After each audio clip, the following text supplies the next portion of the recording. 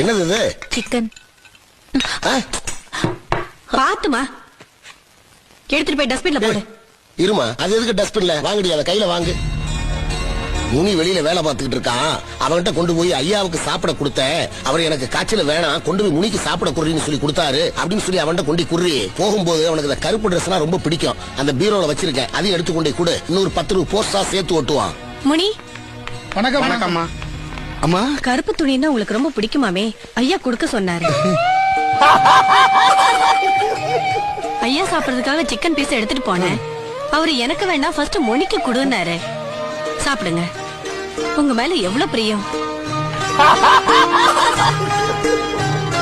வாடா வாடா. தலைவா எதுக்காக கொடுத்துருவான் சிக்கன் பீஸ்? சொல்றா இது தான். என்ன இரும்பு பாக்கெட்ல போட்டீங்க? தலைவனை கொடுத்தாங்க, நீங்க தான் பாத்துட்டீங்க. இந்த ஊர் நம்பணும்ல.